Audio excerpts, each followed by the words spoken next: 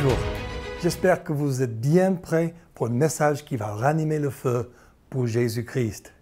C'est notre deuxième semaine dans notre série « Le Dieu redoutable ». Si vous avez raté la semaine dernière, il faut aller sur YouTube, Every Nation Marseille, et bien écouter. Il s'appelle Dieu Jéhovah. Aujourd'hui, on a notre message « Dieu est le roi » ou « roi ». Notre Dieu qui voit. D'abord, notre passage du jour se trouve en Genèse 16, 1 jusqu'au 16.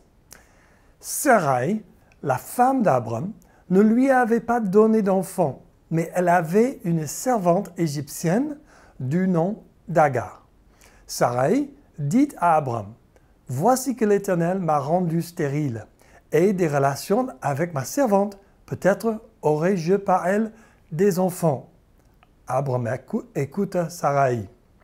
Alors Sarai, la femme d'Abraham, prit l'Égyptienne Agar, qui était sa servante, et elle la donna pour femme à son mari Abraham, 10 ans après l'installation d'Abraham dans le pays de Canaan.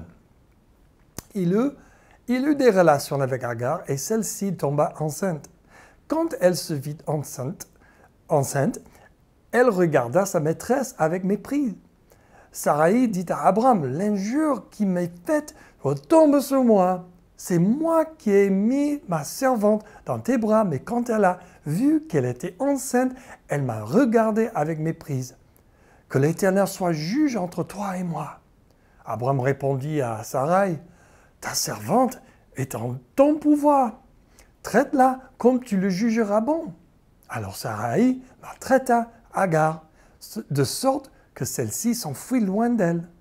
Et l'ange de l'Éternel la trouva près d'une source d'eau, dans le désert, près de la source qui est sur le chemin de Shur. Il dit, Agar, servante de Sarai, « D'où viens-tu et où vas-tu » Elle répondit, « Je m'enfuis loin de Sarai, ma maîtresse. » L'ange de l'Éternel lui dit, « Retourne vers ta maîtresse et humilie-toi sous son pouvoir. » Puis l'ange de l'Éternel lui affirma, « Je multiplierai ta descendance. Elle sera si nombreuse qu'on ne pourra pas la compter. » L'ange de l'Éternel lui dit, « Te voici enceinte. Tu mettras au monde un fils à qui tu donneras le nom d'Ishmaël, car l'Éternel t'a entendu dans ton malheur. Il sera pareil à un âne sauvage. Sa main sera contre tous et la main de tous sera contre lui. Il habitera en face de tous ses frères. » Elle donna à l'Éternel qui lui avait parlé le nom d'Ata el roi, car elle dit, « Ai-je vu ici la trace de celui qui me voit ?»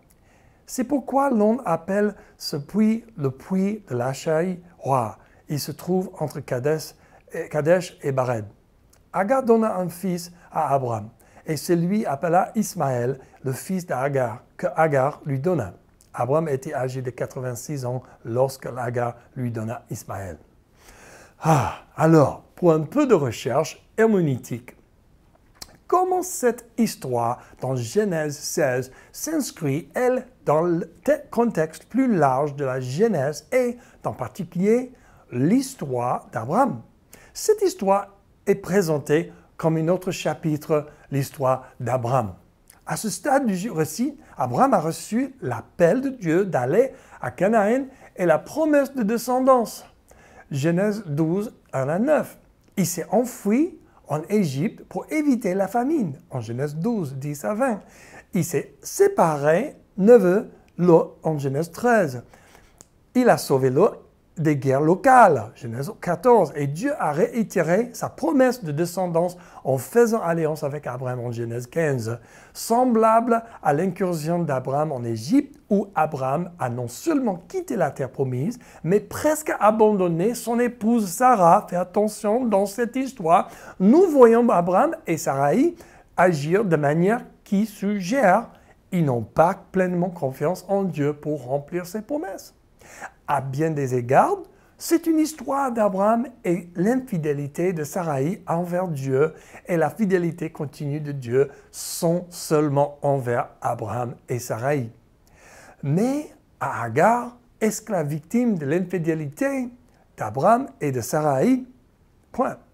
En l'histoire, nous voyons Dieu continuer à travailler dans et à travers son peuple de l'Alliance, mais aussi bénir de façon inattendue ceux qui sont en marge et en dehors de l'Alliance.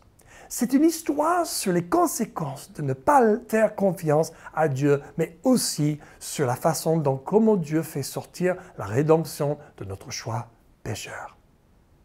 Maintenant, où ce passage s'insère-t-il dans l'histoire globale des Écritures?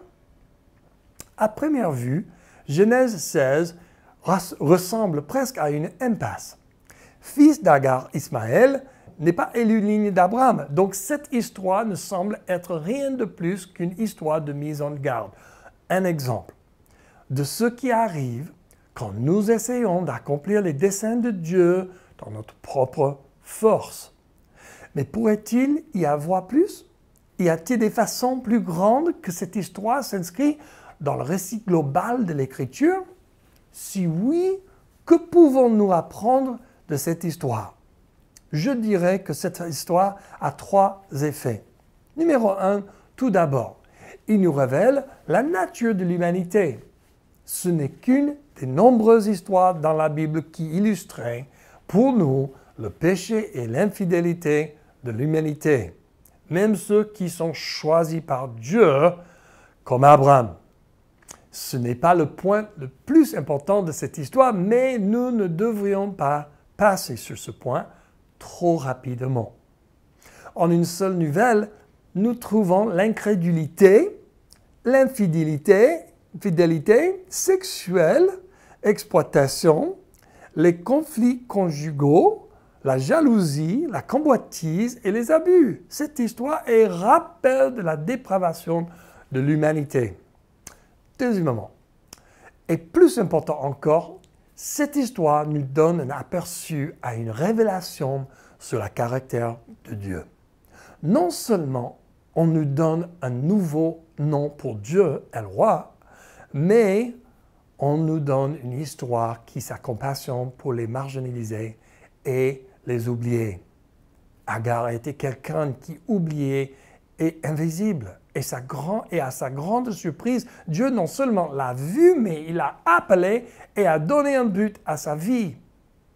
Alors le troisième point est lieu au deuxième. Cette histoire est importante pour le récit global d'Écriture parce qu'il nous donne un modèle pour comprendre comment Dieu se rapporte aux gens marginalisés ou marginaux, et même ceux qui sont en dehors de son alliance, avec compassion.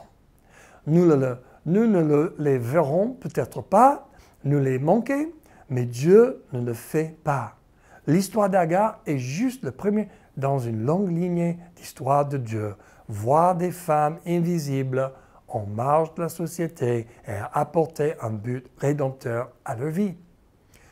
Par exemple, Tamar, Genèse 38, Rahab, Josué 6, Ruth, en Ruth 4, le Samaritain, en Jean 4, la femme samaritaine. Ça nous dirige à notre contexte messianique maintenant. Comment cette histoire nous dirige-t-elle vers Jésus? Après Ève, en Genèse 3, Agar est la deuxième mère dans la Bible à recevoir une parole de Dieu sur les desseins de Dieu pour son enfant. Sarah a eu une rencontre similaire avec Dieu dans Genèse 18. Dans chacun de ces cas, et dans d'autres à travers l'Ancien Testament, nous trouvons ces promesses données aux femmes improbables qui se trouvent dans les situations désespérées. Bien sûr, ce qui nous gère vers un autre mère peu probable qui apportait un enfant spécial dans les circonstances extrêmement difficiles.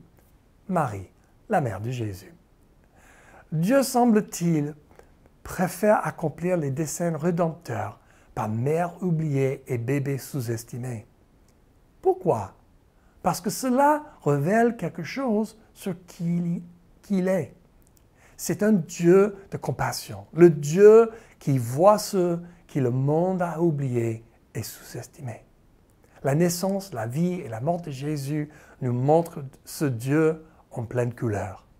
Du ministre de Jésus, en particulier envers les marginaux, à la mort de Jésus où le Père cache son visage au Fils, nous voyons la compassion et les desseins rédempteurs de Dieu en pleine exposition. Et l'histoire d'Agar et d'Ismaël est un avant-goût précoce de ce qui est à venir. Voici quelques questions pour explorer la signification de ce passage pour les personnages ainsi que nous aujourd'hui. La première question est: c'était quoi la promesse de Dieu à Abraham?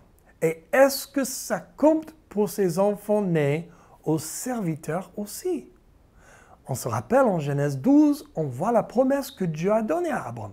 Versets 1 à 3 lisent comme cela. L'Éternel dit à Abraham: quitte ton pays, ta patrie et ta famille, et va dans le pays que je te montrerai. Je ferai de toi une grande nation, je te bénirai, je rendrai ton nom grand et tu seras une source de bénédiction.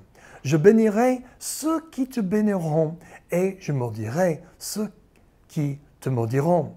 Et toutes les familles de la terre seront bénies en toi. Encore la promesse, pour commencer cette grande promesse, en versets 3 à 4 du chapitre 15 disent: Abraham dit, tu ne m'as pas donné de descendance et c'est un serviteur de ma famille qui sera mon héritier. Abraham est en train de se plaindre. Alors l'Éternel lui adresse la parole: ce n'est pas lui qui sera ton héritier, mais bien celui qui naîtra de toi.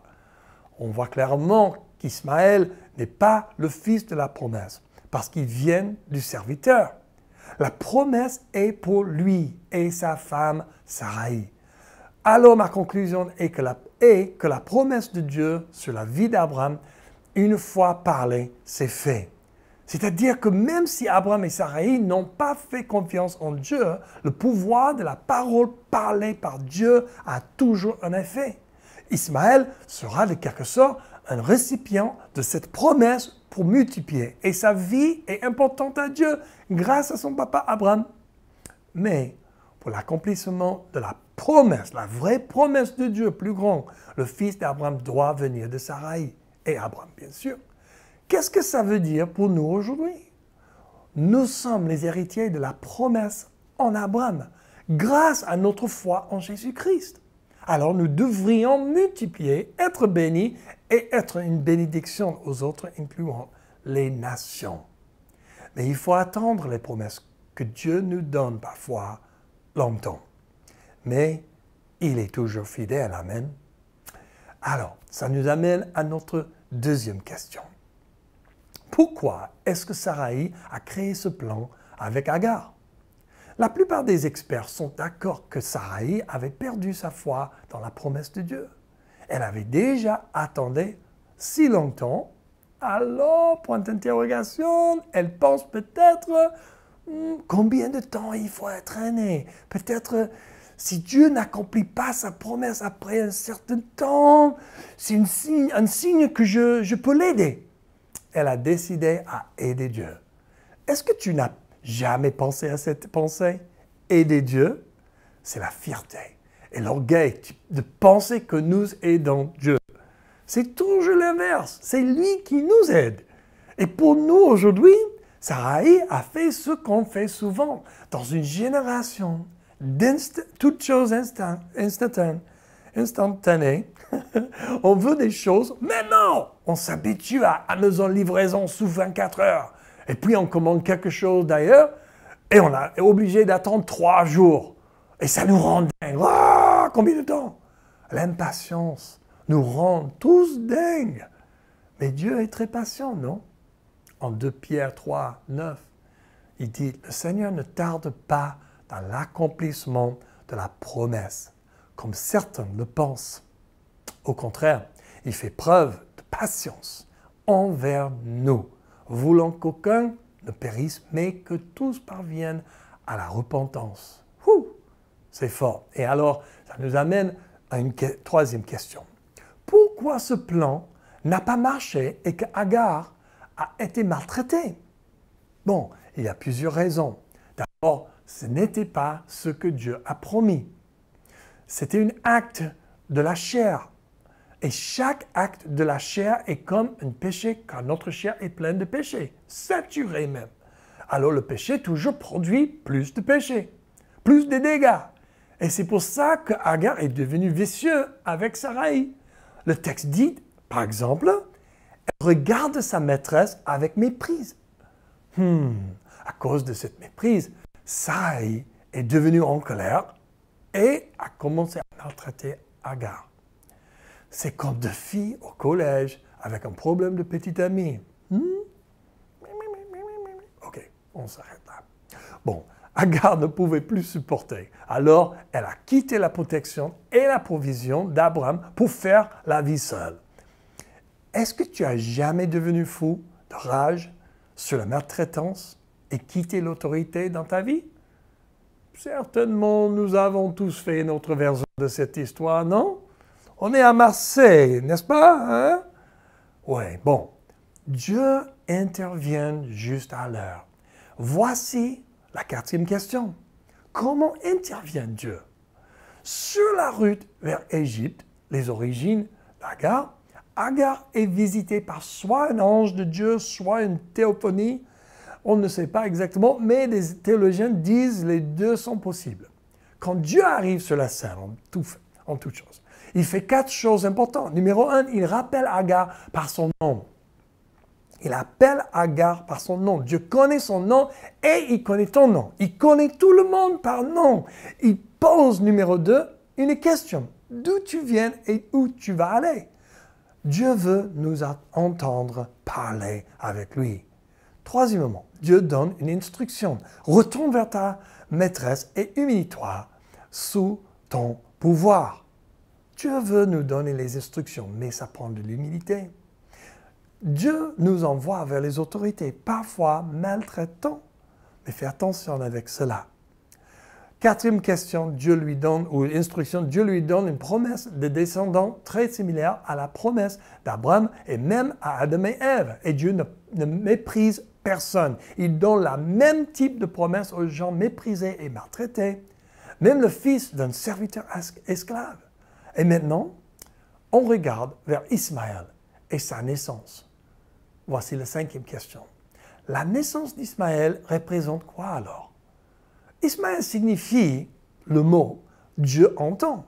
Alors je crois qu'entre Agar et Ismaël, on entend le 2e et 3e nom de la Bible.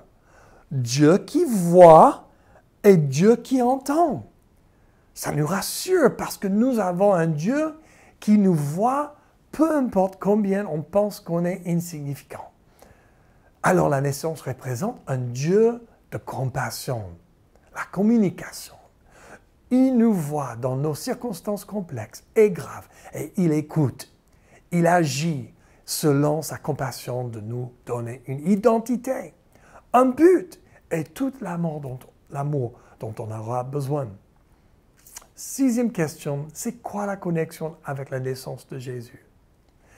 L'histoire d'Agar nous rappelle de Marie, une jeune femme enceinte avant mariage, mal compris, fragile, en danger de mourir.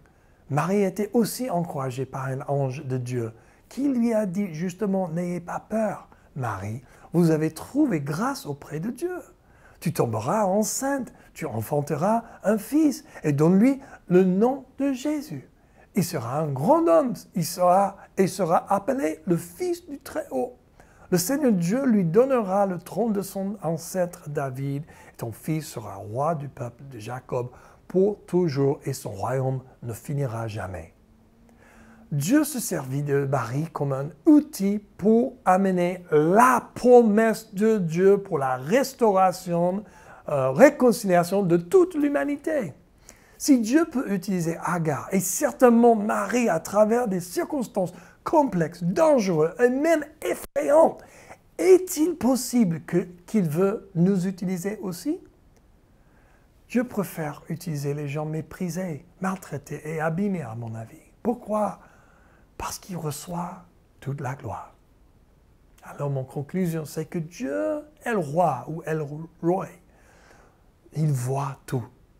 Il cherche les cœurs 100% à lui. En 2 Chronique 16:9, il dit « Car l'Éternel étend ses regards sur toute la terre pour soutenir ceux dont le cœur est tout entier à lui.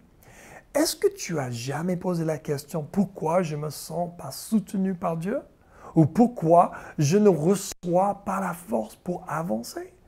Peut-être c'est lié avec votre engagement au Seigneur. Peut-être, quand on s'engage 100%, sa grâce est libérée sur nous. Quand on s'engage à 99% avec lui et 101% dans les finances ou les relations, les choses matérielles, les drogues, les médias sociaux, etc., sa grâce n'est pas versée sur nous. C'est sa miséricorde. Il voit tout et il nous attend. Dieu voit et il prend soin des gens d'à côté, oubliés, brisés, abîmés et déprimés. Ésaïe 42, 2 dit, « Il ne cassera pas le roseau abîmé et il n'éteindra pas la mèche qui fume encore. » Mais c'est en toute vérité qui révélera le doigt. Dieu te voit, ta situation, tes circonstances et le niveau de force qui te reste. Il est en train de faire des choses en toi qui vont jaillir au monde autour de toi. Tu ne seras pas brisé, mais renforcé par son Esprit Saint. Prends courage aujourd'hui, Dieu est avec toi. Aujourd'hui, je veux prier avec vous tous. Je veux voir la face de Dieu briller sur vous tous. Bien sûr, c'est difficile avec les caméras et le YouTube, mais quand on prie, si vous avez des circonstances tellement graves, réelles, et tu ne te sens plus la force pour avancer, je veux que tu donnes ces choses à Jésus. Moi, je prierai, mais toi, tu donneras en même temps, en élevant les mains vers le ciel. C'est un acte prophétique. Je t'invite aussi de t'engager avec Jésus à 100%. Pour certaines, il faut donner le dernier 1%. Et pour ceux qui disent « Matt, ça va, merci, je vais bien, tout est en forme », je vous exhorte de prier pour ces gens. Et aussi, prie que ton cœur devienne même plus sensible que jamais aux autres et à leurs histoires. Amen? On y va. Jésus, je viens vers toi, à toi, aujourd'hui. Je te remercie pour ta fidélité et ta miséricorde. Je te donne toute ma vie et toutes mes circonstances graves, et je te fais confiance. Je m'abandonne à toi à 100%, plus à garder certaines choses pour moi-même, plus de secrets cachés. Jésus, tu es mon Seigneur et je te louerai pour l'éternité. Amen. Merci Seigneur pour les autres qui sont en bonne forme dans cette saison. Merci pour cela et je prie que tu touches leur cœur et qu'ils puissent comprendre la compassion de Dieu juste un peu plus aujourd'hui. Amen, au nom de Jésus-Christ. Alléluia. Alléluia. Merci Seigneur. On va applaudir le Seigneur dans ce moment. Et j'aimerais bien juste vous rappeler que nous sommes actifs sur Facebook, par téléphone, par YouTube. On est un peu partout maintenant. Et je vous encourage de nous rejoindre pendant la semaine et aussi en petits groupes. Rappelez-vous de notre Assemblée générale le 24 janvier, 13h sur Zoom, ou pour ceux qui voudraient amener un pique-nique 12h30 au bureau ici à la Pomme. Alors levez-vous maintenant et moi je vais faire une bénédiction. Merci Seigneur pour chaque personne qui écoute ma voix aujourd'hui. Je prie que tu le gardes devant, au derrière, à gauche, à droite, en haut, en bas, intérieur, l'extérieur, intérieur, qu'il soit bien protégé et que ta provision arrive du ciel. Pour chaque personne qui a pris de donner la vie à Jésus, pour chaque personne qui a dit « Seigneur, rends mon cœur pur et sensible », je prie que ta grâce soit déversée chaque jour de cette semaine pour ces personnes et que ton nom soit élevé et glorifié dans leur vie chaque jour de la semaine au nom de Jésus-Christ. Amen. Bon, je vous aime, je vous embrasse.